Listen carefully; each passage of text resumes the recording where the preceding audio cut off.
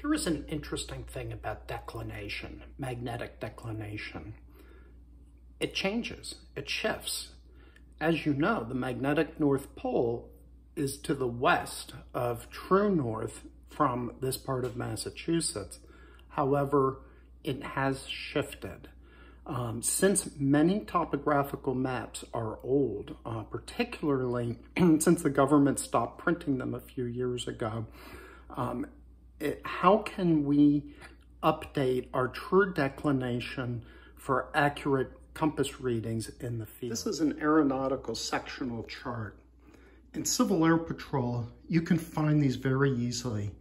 Ask the pilots in your squadron to give you their outdated charts. The charts are updated every month or so, and they have one interesting feature that's of particular value for ground team members. And that is this line right here. It's a little hard to see because these charts tend to be cluttered, but look for a long, straight, dotted line that runs right up like this.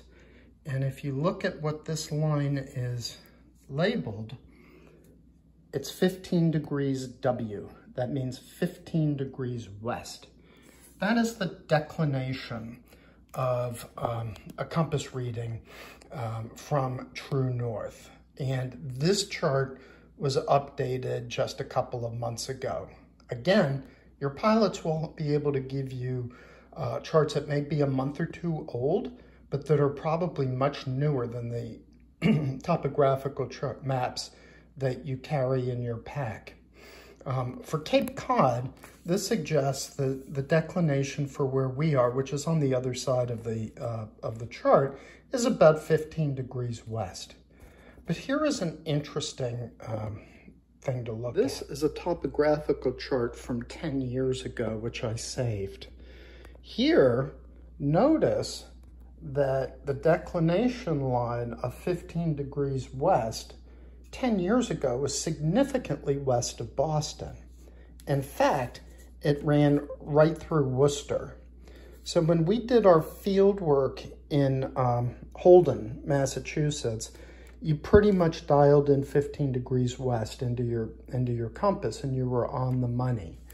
But now that 15 degree line has migrated so that it's in Gloucester or out in the ocean.